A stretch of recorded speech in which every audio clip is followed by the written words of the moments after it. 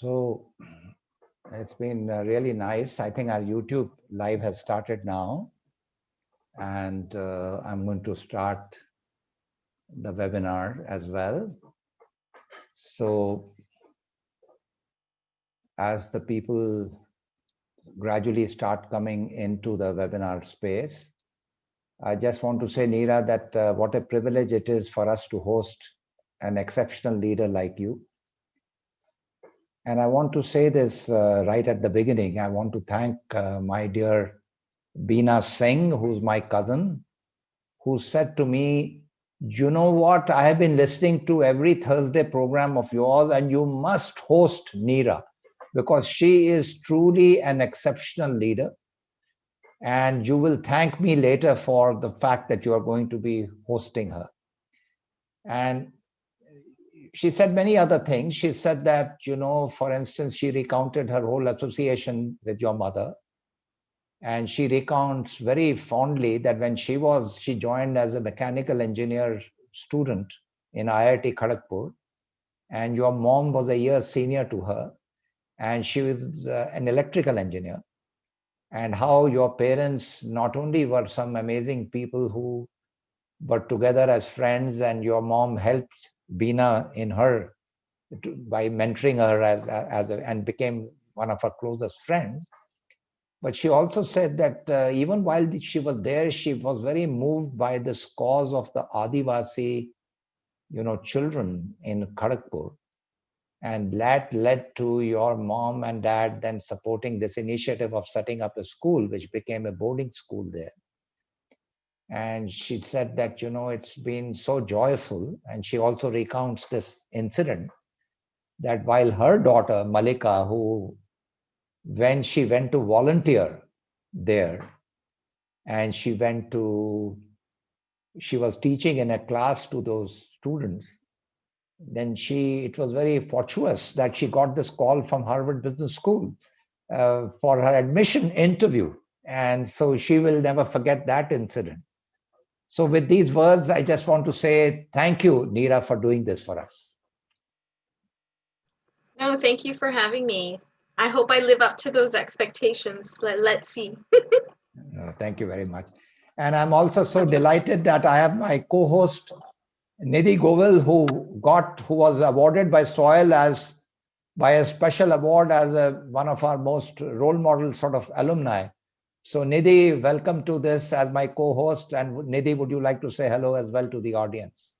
Yes. Hello, everyone. And thank you for giving me this opportunity to share space with you, Anil sir, and Neera. So a great privilege and honor to be here. Thank you very much. So Neera, my favorite question, I always begin this digital series is to ask you that out of all the wonderful things that have happened in your life and they have happened through you, what is the time you recall when you were at your happiest best, when the best work came from you and you were at your happiest best? Tell us about that. That's a great question. And I don't know, I just feel like at this time that we're all experiencing, you know, COVID and being work from home, it feels like you really have to go far back to see what those moments are. But I would actually, and it builds on, you know, ironically what you said in your opening, the school that my mother started. So I was a lot younger when my mother started the school, far more carefree spirited, didn't quite understand the hardships of the world entirely, but was the first time exposed to real deep poverty and inequity. But the school was constructed in a way that you were with children who didn't have that sort of approach to life or didn't feel they were coming from inequity and poverty. And so, you know, being with them, so happy, being able to trying to teach them English, trying to teach them math, it just felt like you could connect in a very different way. And it wasn't about work, it wasn't about school, because I was still in college actually at the time. So I think you just felt like there was something you could help and be part of the joy that children, you know, really do exhibit. So I would say that was the happiest. I felt like in some ways that shaped me, but at the time, I'm not sure I reflected in the same way that I do now. How nice. From that moment when you discovered that the act of serving was something particularly joyful, tell us about your journey of then going to education, the reason why you chose Harvard Business School and a business program to study, and then what was that experience like, and then what did that reveal to you about who you are and what you ought to do after your business education? Yeah, sure. So, I mean, it's quite a journey. I mean, as you introduced my mother and Bina Masi, so I grew up with very strong women in my family. I didn't actually realize that once you got into the real world that, we're treated quite differently. So, we were very much brainwashed that you must study math, must do science, no choice to do arts, drama, like I really wanted to, because who gets a job with all of that? So quite driven to pursue math, then got into investment banking. So almost always was in these slightly non-traditional roles. And I felt that was all about trying to break this glass ceiling. And really I was to some extent perhaps not taking a lot of risk, right? Like doing math and going into investment banking, working in New York. It was actually in that summer when my mother invited me to be in the school, started getting that exposure in college. Then I joined Morgan Stanley in investment banking. And then actually I read this book and went to this luncheon that I really remember. This is the time when self-help groups and microfinance had just started to pick up. And I read this book called Price of a Dream by David Bornstein. And it was the first time I saw sort of the power of financial independence and access, and how these women were being able to change not just their lives, but the lives of family, and that there was something to be said of how do you bridge these worlds that feel divided, and that was there something that I could do, because I had been in investment banking at that time. In those days, I wasn't like I must go to business school, even though my family was like, you must do higher education. Because at that time, everybody was moving to private equity. Markets were super hot. So I could have just left investment banking and gone into private equity. But I thought, hey, if I'm going to go to a business school, I want to go to the best. I never thought I'd get in, but I said, oh, let me just apply. So I applied into a Harvard Business School. And then when I got in, I was like so shocked that I felt irresponsible if I didn't take this opportunity. To be very frank, it was pivotal after the fact. I think it was still part of a journey that felt like by the book.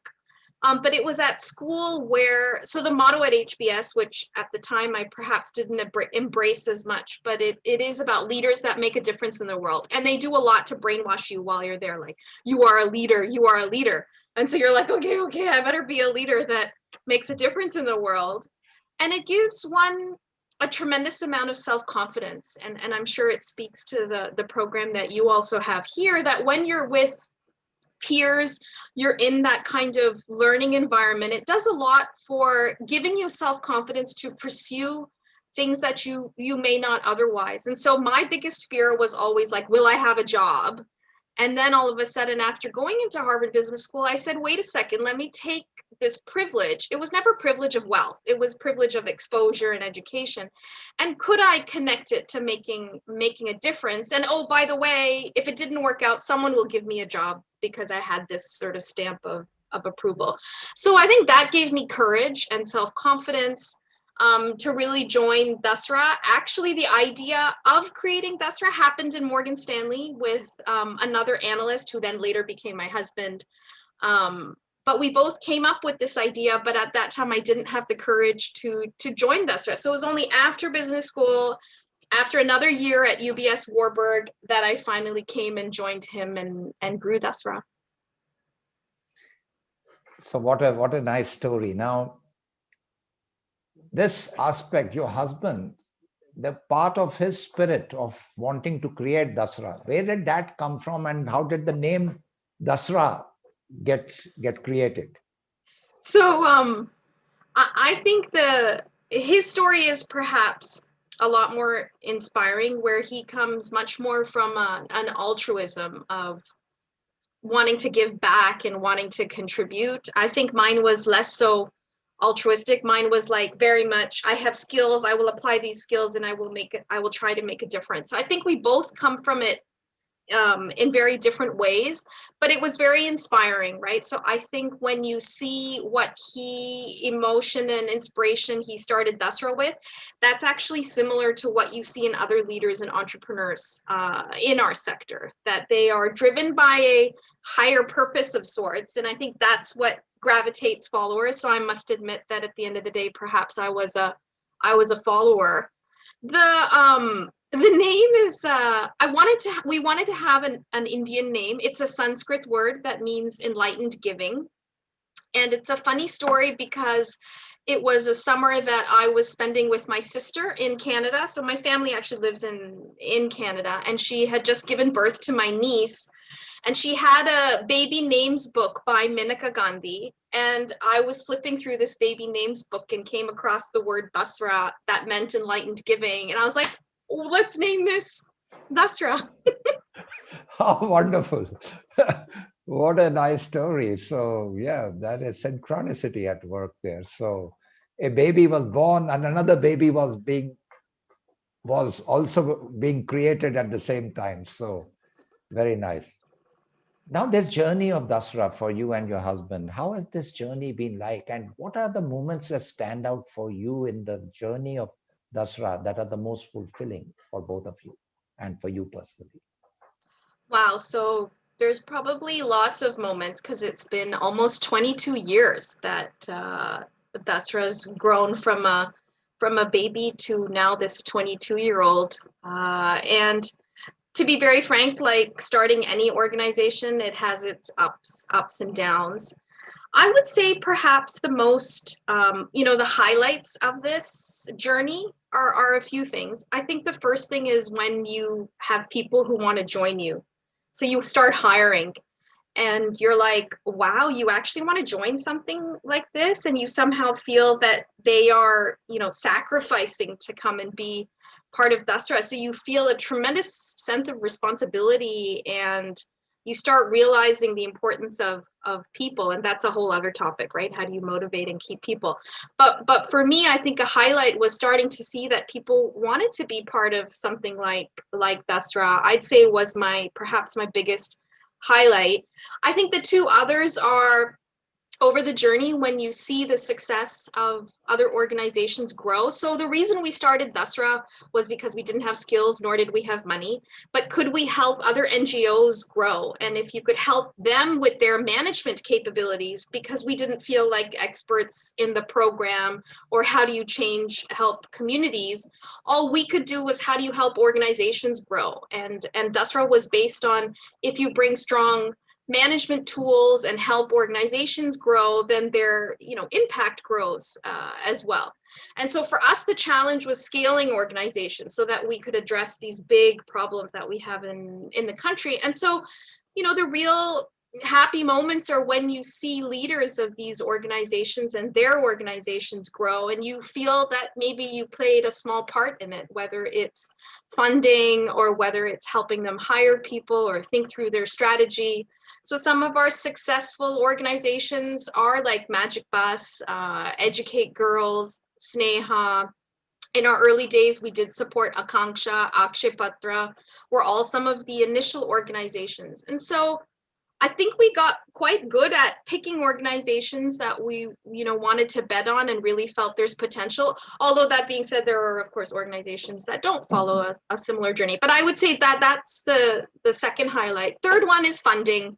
The reality is, to run an organization, you need money. And for us to have graduated to raise funding from Omidyar Networks or the Gates Foundation or USAID, having that kind of long-term funding just, really keeps you sustainable and starts to build that journey towards being an institution, being able to build talent. So I'd say these were our three highlights.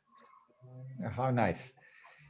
Now, in this journey of building the institution and going through organization building, What did you discover in yourself as a leader? What did you discover as your own gifts? What did you discover as your own learning that took place and your own development as a leader in this journey?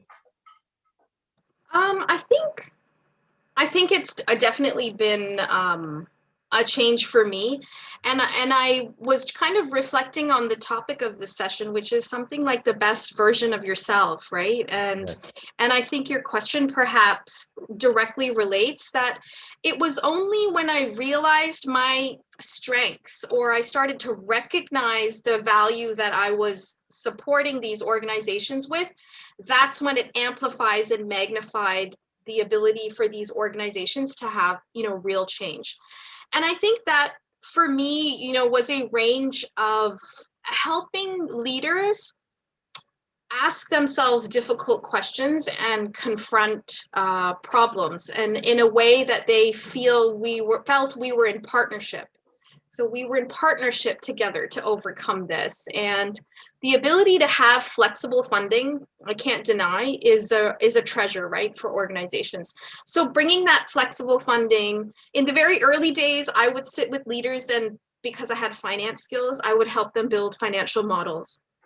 And so to have a vision of a future, to be able to dream and think about, so I would always be like, if you had an endless amount of money, what would it look like? What would your next 3 or 5 years look like? Let's build this out. And even something simple like that would unleash their potential to make an ask of a funder, to paint their aspiration with, a lot more objective things. I think that was a realization for me on how my skills were slowly emerging. If I think about where we are now, I'm not as close to organizations, which I very much miss. It's the teams that work. And so much now of what I do is building that capability in our own team to then work with more organizations. How wonderful. Now, it's very, very interesting that as a part of what we call the talent appreciation process, which is a way for appreciating the talent that we are offering admission in our school, there's a very interesting essay we ask them to write. And this comes when they have come for the interview. We ask them to write it while they come as the first thing. We ask them, if time and money was unlimited, you had unlimited resources, what would you be inspired to create? An organization of your own. And what would be unique about that organization? This is the question we ask. And this is a way for us to understand what are the values that these applicants are bringing with them to as the first step in our discovering who these people are. So it's very interesting that you ask something similar to these people to say, if resources were not a constraint, what would you dream about doing, right? So, yeah. Wonderful. That gives you really an idea of the values that they stand for. Now, help me to understand another thing. Just today in the class, I was telling students about the power of values being your real wealth. And I was talking about how the biggest intangible wealth you have are your values. So help us to understand, what are some of the moments in your life when you discovered the values that you have which give you the strength, and where did they come from? Well, that's a great question, and perhaps the hardest part is to make something like values very tangible. So it's tough to answer with, my values are 1, 2, 3, 4, 5. But I think they play into how we run the organization, I think, as Dasra. I think perhaps one value that, is quite strong and deep for me is equity. And I think there's just so much inequity, and it is built into our social constructs. It's built into our caste, into religion, into society, that it's quite deep. And what over the years I think has helped me is to have access into privilege, and to see that power and to feel that the responsibility actually rests in some of us to, break down some of this inequity. And it's very difficult to do that because people who are in a dominant caste or in privilege, why should they give that up? And do you have to give that up for others to have that kind of equity and access? And that fundamentally, I think, is what motivated us to build Dasra, which is there needs to be more organizations and institutions that build these bridges, per se.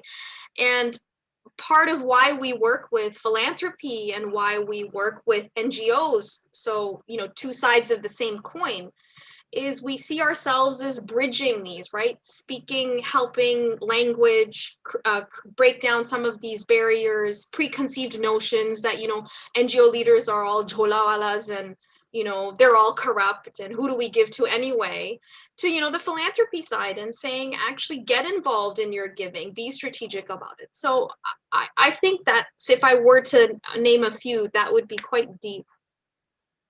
Thank you.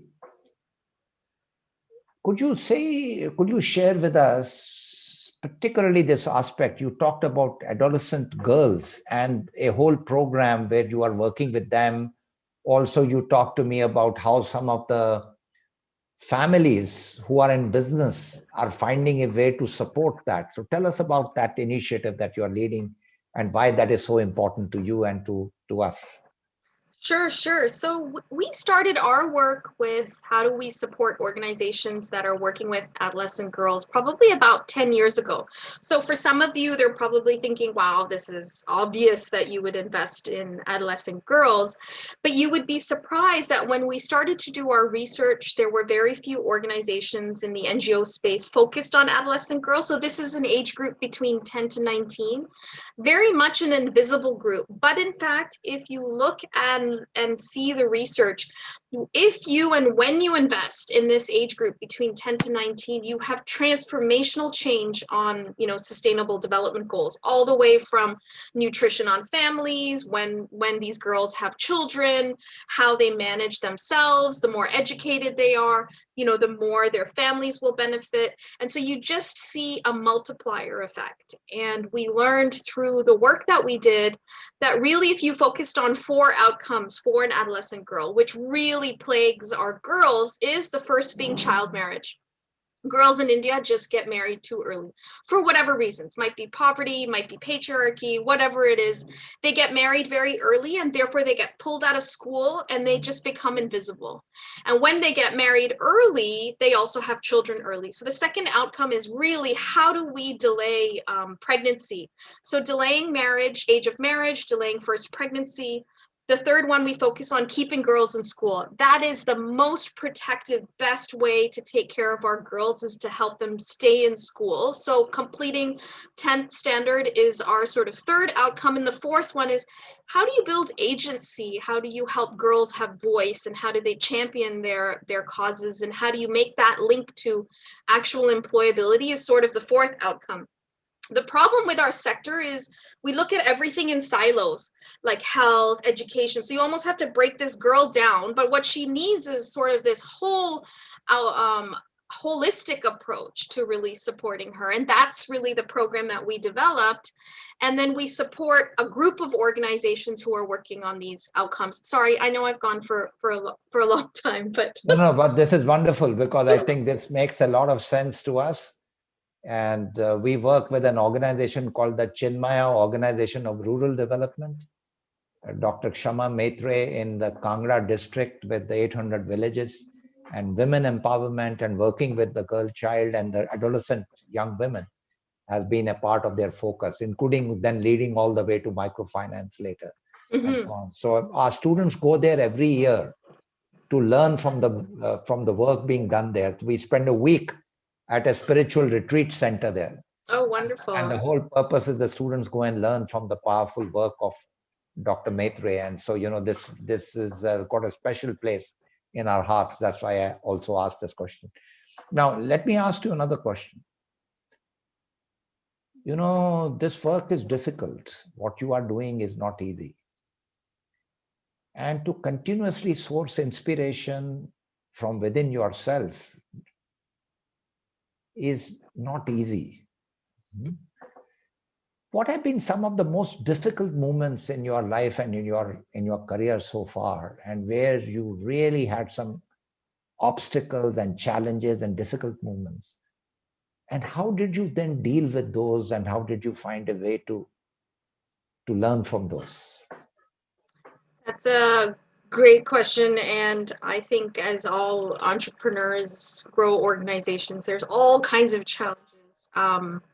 And you know, unfortunately, I have never had the privilege of finding faith. So I actually have a deep respect for people who are deeply faithful, because I think finding something that helps anchor you can actually help you overcome a lot of these challenges. So for me, it was different. It's different points in time and different incidences. But if I were to think of real lows, it would be when you lose funding. And you can't support an organization, and the organization has to let people go as a result of the commitment you couldn't fulfill. I think that feels like perhaps a low. I think what keeps you going is the few times you might get it right, and to remember that sort of that's the aspiration, and to be able to, you know, fulfill that for a few may mean for a few, you know, you will not. So I think that's one thing. I think the second thing is I always feel we have a lot of turnover at Dasra, but all of our alumni go and run amazing organizations. And so I should probably feel more proud than I do that the folks leave and move on and do other things. But every time somebody leaves, I feel like they take a part of Dasra and go. I mean, we have 350 alumni, even though we're a team of 100 people. So a whole part of me gets chipped away, but then another part, you know, gets fulfilled when, you know, more people join us. So I always wonder why people leave, and could I have done something to keep them?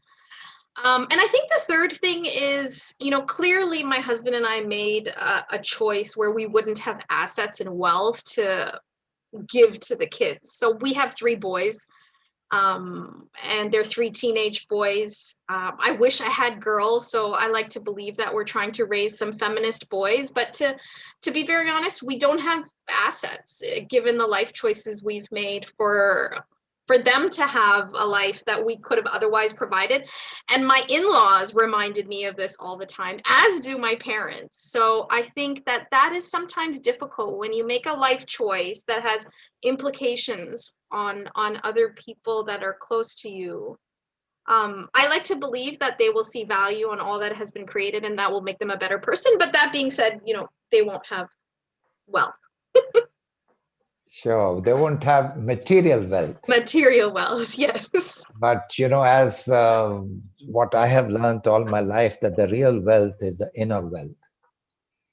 And the material wealth is something which is not something which is long lasting. I think your work and the fragrance of your actions will remain long after, you know, your work is done. So I think that is the real wealth. That is why Beena Didi told me, you must get Neera into this forum, you know. So but my last question before Nidhi takes over, and my last question to you is, this pandemic, what is this teaching us, and what are you sourcing as wisdom out of this, and what is your message for the young leaders in this forum who are listening to you?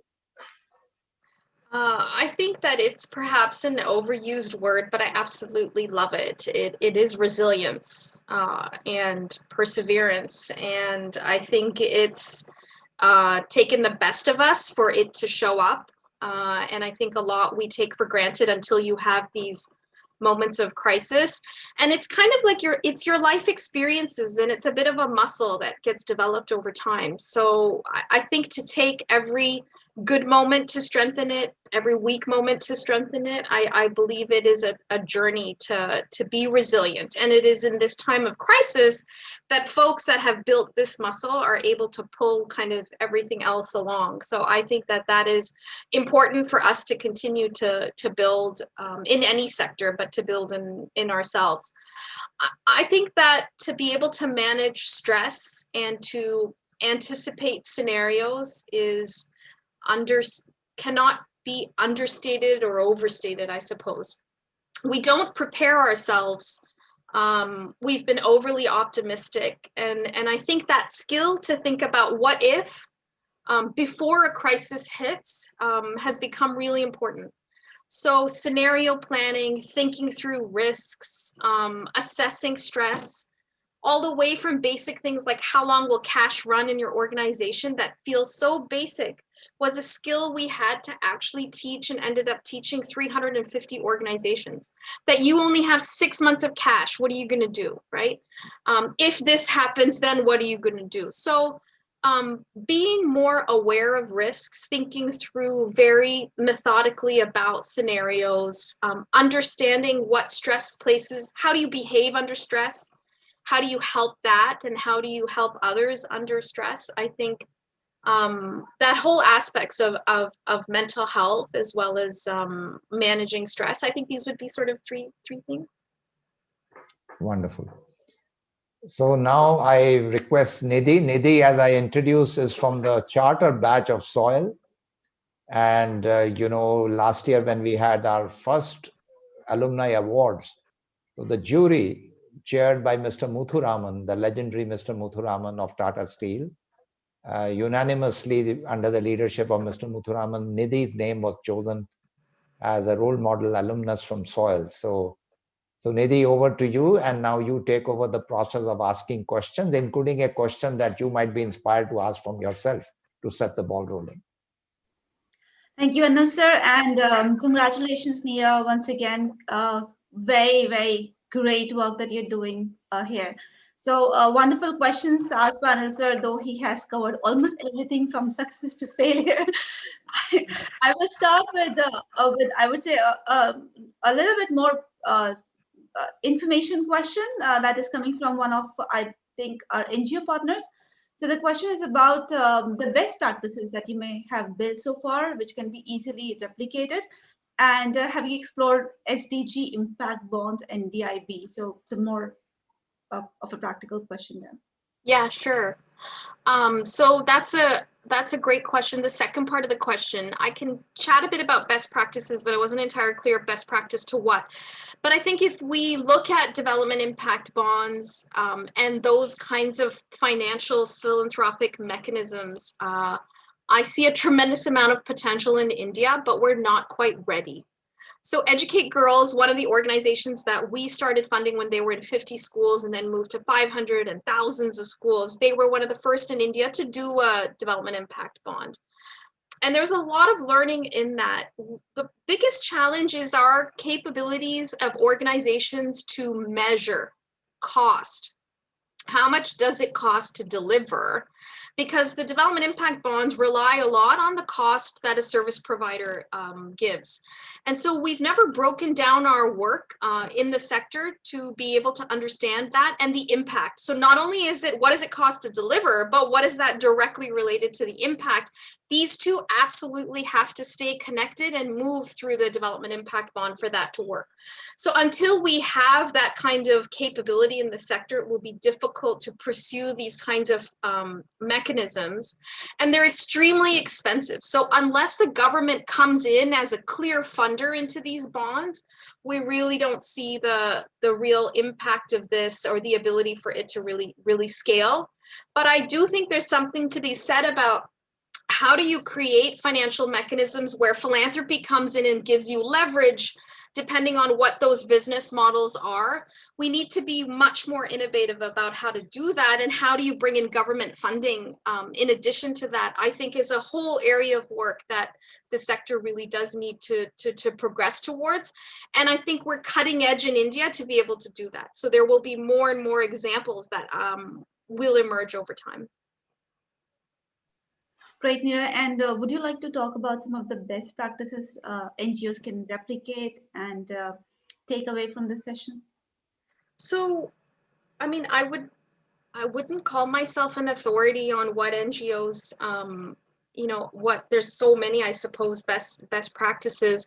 I think if I were to just maybe turn the question a little bit differently, which is, what could really help organizations scale and be more impactful? There's a few things.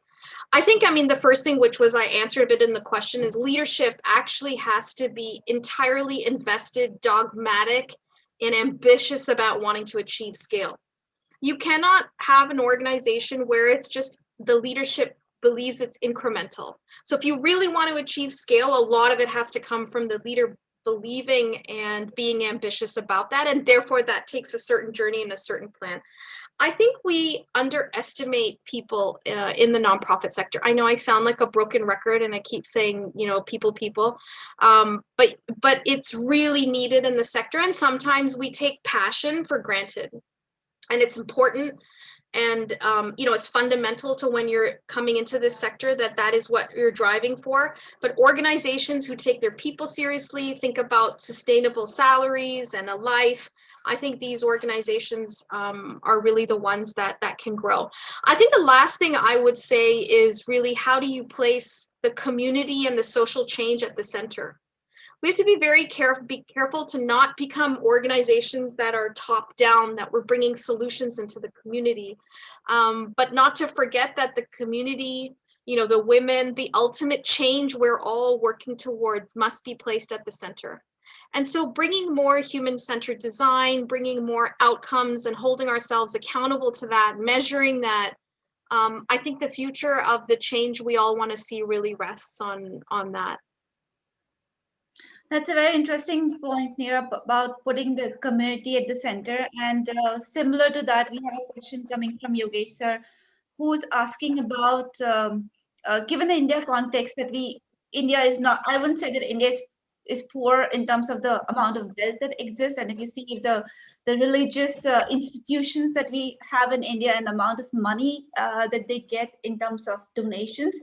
So, and when we talk about the family-run philanthropy, what takes to move this focus of donation from religious sphere to more like community work and bringing the community in the center? So yeah, no, that's an interesting question, and I think my response perhaps has evolved over time. Perhaps when I was younger, it was very much a you know, how do you move money from being so tagged as religious to really moving to be more strategic? And I think the reality it is not one or the other, that in fact there is enough wealth, and families and others have enough wealth to do both. And so what I think it now rests on, absolutely, you must, and please, you know, give to your community, back to your village, to your religion and your community and your religious communities, but also give in a way that is strategic, that helps these NGOs grow the solutions that they have. And the two actually have to be pursued. So I think you can do, we need to be able to do both. What we don't do enough of is actually investing in and growing these existing NGOs. We also have lots of new ideas, but there's also actually great organizations to be able to support and grow. Brilliant answer there, Neera. So one question that I would like to pose and throw, and I personally do not believe into saying a women leader or a male leader. A leader is a leader, especially in the area that you're working towards. I'm sure there are a lot of challenges that you face every single day. What keeps you going? And I really like talking about failures more than success, because that helps me learn more. So what helps you see the light of the day? What makes you get out of the bed every day? How do you ensure that you keep yourself going? I think, to be honest, it's the challenge of the problems that we have in the country. And that, imagine if there were many of us getting up in the morning and saying, we're going to tackle this big problem that we have in our country on a range of development issues, then wouldn't this country be a better place? And so I think it's a combination of feeling a sense of responsibility to persevere through it. And if not me, then who? And if it is me, then I need to be able to convince others to be part of it. But that being said, I'm lying to you if I'm saying that I don't have these down days where it's like, oh, why do I bother? but I don't know. The challenge is exciting. I feel that is it's in some ways a purpose, a challenging purpose. And the reality of when you see what is out there and the change that is needed, I think that can be extremely motivating. So we all sit at our computers a lot. It's important to get out and see actually the problems that we're trying to solve. Wonderful. And in relation to that, the question that is coming up to you is inculcating of philanthropy nature through empathy or skill for entrepreneurship mindset development. Which one do you suggest for the Generation Z and the Snowflake generation? Empathy or skill for philanthropy? And for this sector, do I see a choice? If one has to choose empathy over skills, which one would I choose? No, I think the question is more towards what is the best way that you think would be to develop a philanthropic mindset amongst the younger generation.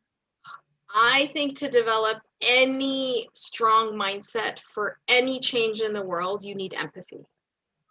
And I think you need empathy in the corporate sector. You need empathy in government. You need it in civil society. I think that is something we all need as humans, that if we tapped into that, I think the world would be a better place.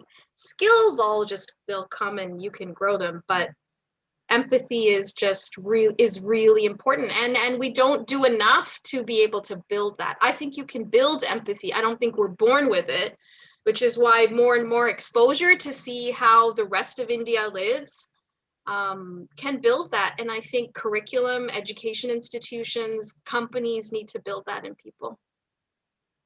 Very well said. I think empathy is the winner here. Skills can always be built, and the skills keeps on changing given the nature of the work that we are in. So a personal question coming here for you, Neera. So the question is I am one of your admirers, and it's from Rami Mukherjee.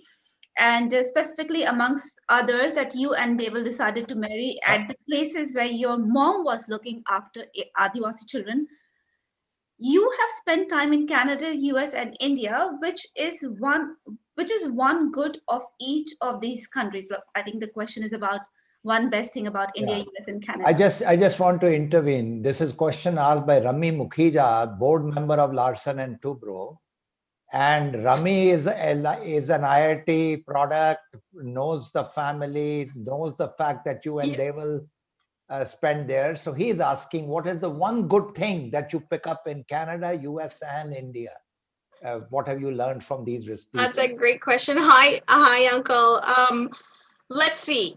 I think Canada is actually multicultural, and being able to be from different countries and respect race and religion and universal healthcare is something that is amazing in Canada. In the US, it is a personal individual drive to really achieve and persevere.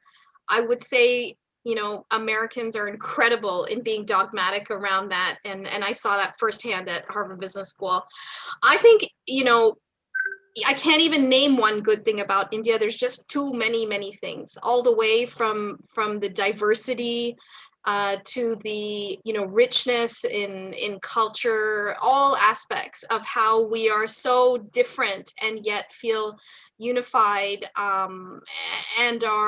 and I hope continue to have a strong identity, a unifying identity, I think is very special about India. But I also think that is on the verge of being broken down. But I think that we can pull through and continue to build a unified country. Wonderful. One more financial question coming your way, Neera. So the question is about how do you balance financial stability and mission orientation in social sector? How do you manage financial sustainability and? How do you balance financial sustainability and mission orientation? What you are doing for yourself every day? I don't see the two as different. I believe we underestimate really looking at what is, and this probably sounds really boring, like what's the business model? yes, it is about mission, but what's the business model? And are you financing that model in a way that, helps it be sustainable?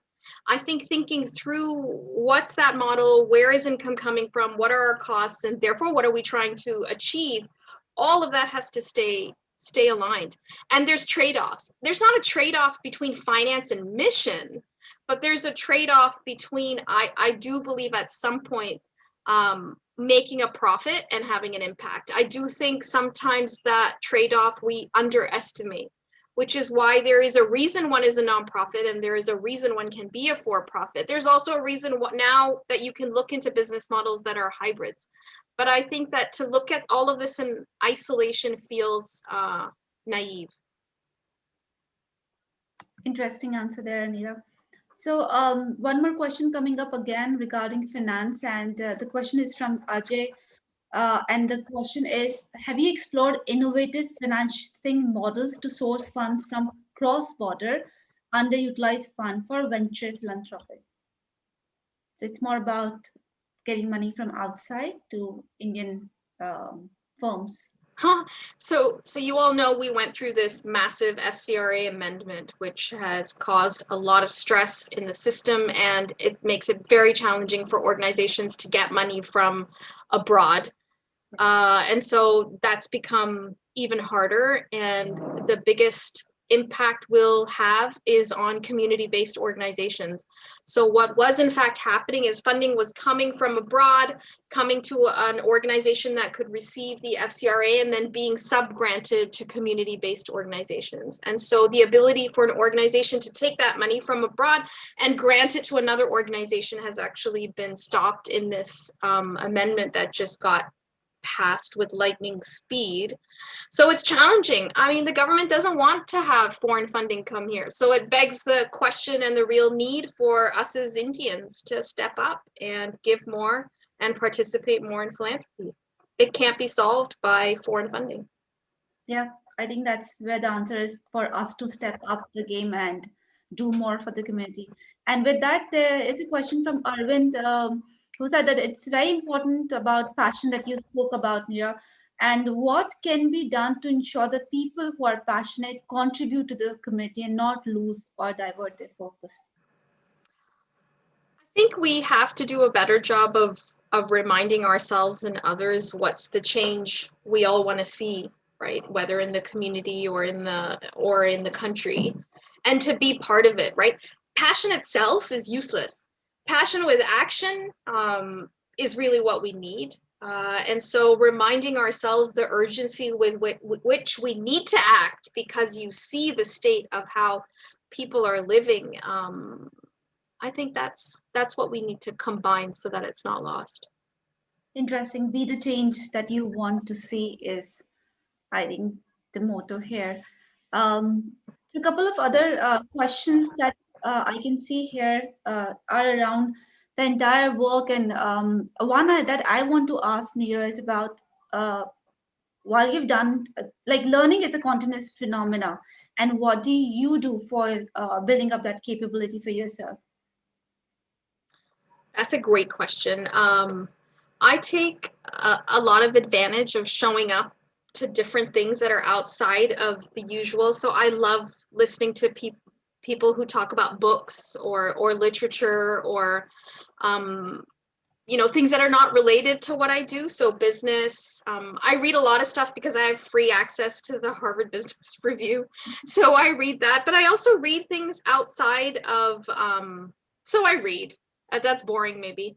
I love listening to other people's stories. I have a lot of respect for other leaders, even people from the community. So I'm sure I could do a lot more. I always feel that we underestimate the exposure and opportunities we have, and it takes a certain discipline and energy to just, keep doing that. But I think it's important to build that into our routine. So I'm sure I could do a lot more. But these are a few things that I do. Wonderful. I just want to say something that Nadir Godrej is part of this audience, and Nadir is a dear friend. And I remember this wonderful story that when we were doing a workshop with the Godrej group at that time around their own vision and so on, and Adi and Nadir and Tanya and everybody was in the workshop. And here, Nadir came out and he writes verse. As you know, he writes poetry. Yes, yes. And he wrote this most brilliant poem there and then. So I'll never forget that. And, you talked about reading and literature. So I just couldn't help myself but to say, Nadir, thank you for being part of this forum. And I love the poem that you wrote that day. So thank you. Yes, I remember Nadir Hai, he actually wrote a poem, and I think it was about, not about me, but about Dasra, and I was just so touched. Thank you. Thank you. Go ahead, Nidhi.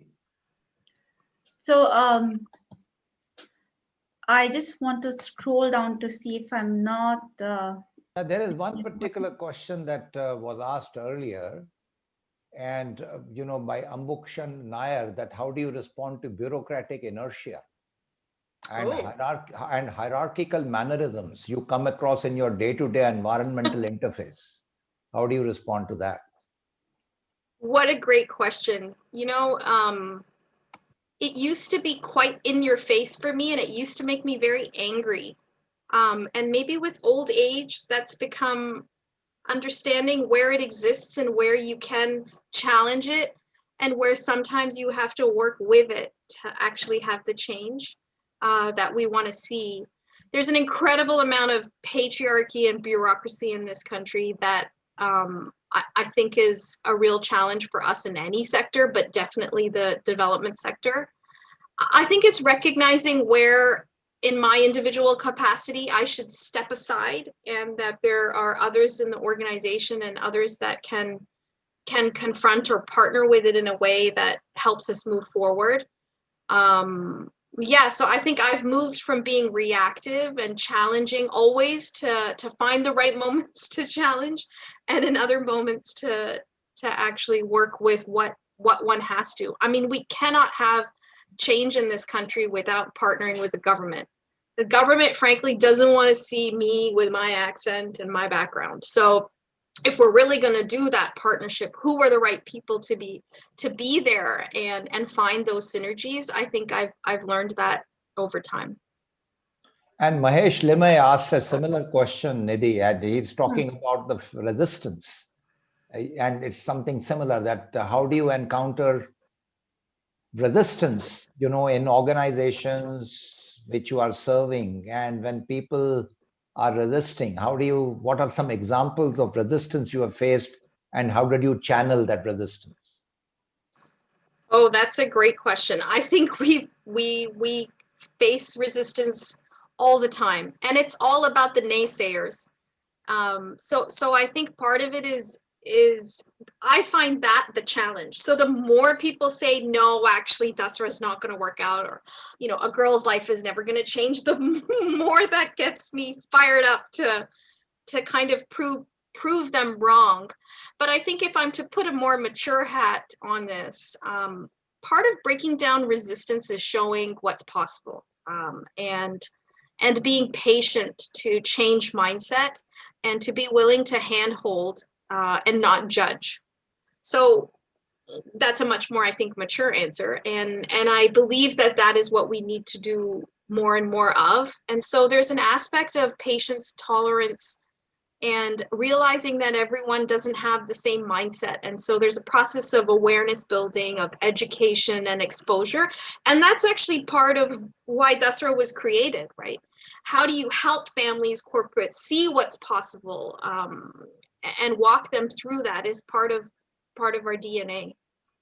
And Nadir is appreciating the work that you did on that, the green and the good and green kind of movement. Oh, yes. That you helped them. So he's appreciating you for that. And that helped us in our early days too. Great. And one of our students, the very first question, Nidhi, you want to read out from Shivani Bhatnagar? Yes. Go ahead.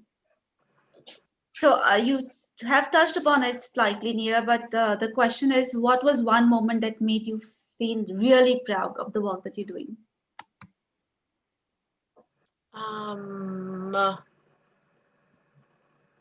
think that what made me perhaps really proud was when we were trying to close, we do these things called giving circles. So 10 individuals pool sort of funding in, and then about 3 crores of funding gets pooled, and then it supports an NGO.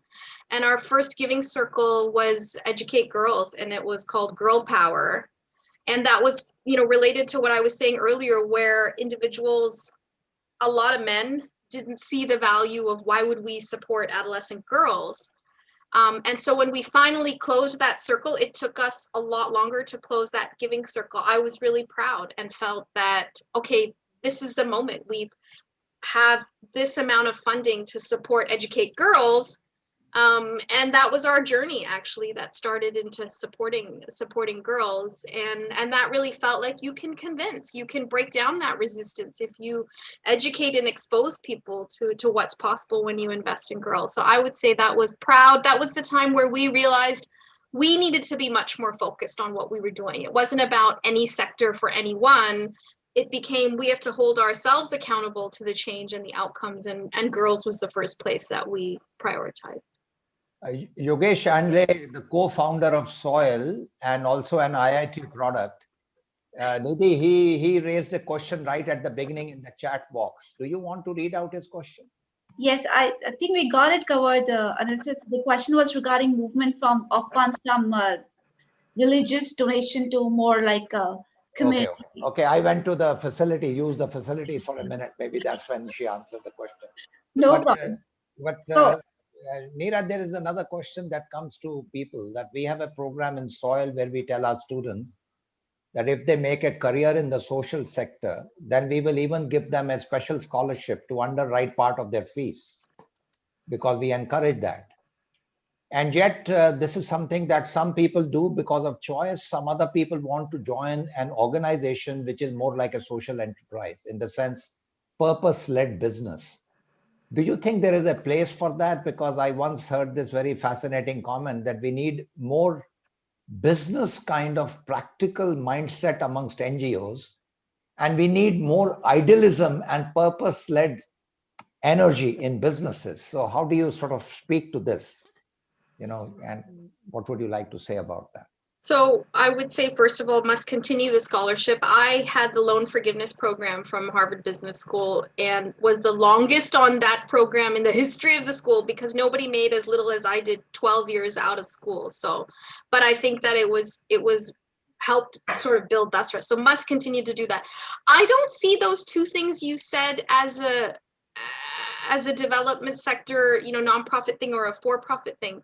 It goes back to, I truly believe it's about the business model. So if you can generate revenue, people are willing to buy your products and services, then you run it on a for-profit, right? If it needs to be subsidized, there isn't a willingness to pay, then you run it on, and you're providing goods and services to people who can't afford to pay, then that is why it is a non-profit, and therefore the finances come into that business model in the way that they do. So there is absolutely a case for social enterprise, a for-profit that is really working towards delivering on a goods and service that isn't easily accessed by that consumer base. Now, the challenge becomes is when that consumer cannot fully pay for that.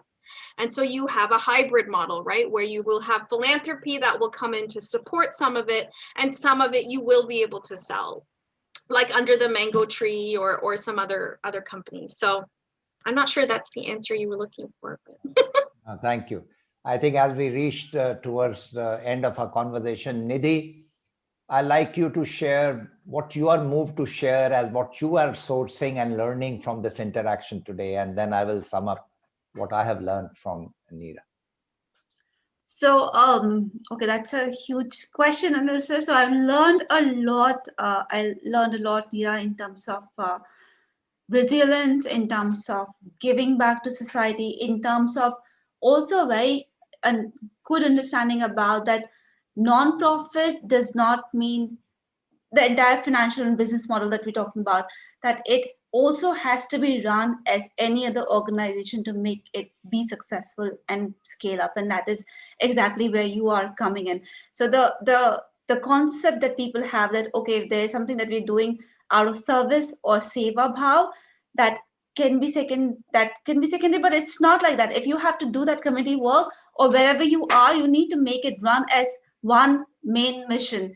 And that is a very good learning that I'm taking back from this session. Thank you for that, Neera. Thank you. Neera, here are the things that I learned and sourced as wisdom from you. One, the most important part of life is the intangible part, which is the value itself. And that moment in your life when you chose to go this way, and the fact that you chose to follow your husband, and who was sourcing that this was the most worthwhile thing for him to do with his life, and the fact that you embraced that life was such an important choice that you made. And the journey of life is defined by the choices you make. So congratulations for making that choice. The second part that really inspired me today was when you said that, your whole mission was not just that you will develop all the resources and the capabilities to solve all the problems, but you will enable others to do so. So you chose to be the multiplier. Rather than take responsibility for all the problems, you chose to be the multiplier. So congratulations for that. The third part, you reminded all of us that the most important power that you get within yourself of sourcing resilience is when you deeply care. When you care for something, the resilience comes to you. The power of compassion is extraordinary. That is the one that makes you a far bigger leader than you are. So thank you for your life of compassion. Thank you for caring. Thank you for coming back to this country. And thank you for the amazing work that you do. And thank you for the gift of this evening. And thank you, Beena Didi, who suggested your name. I can't thank her enough for making this 1 hour so precious for all of us. Thank you. Thank you. Thank you very much. Stay safe. Thank you. Thank you. Bye-bye. Thank you very much.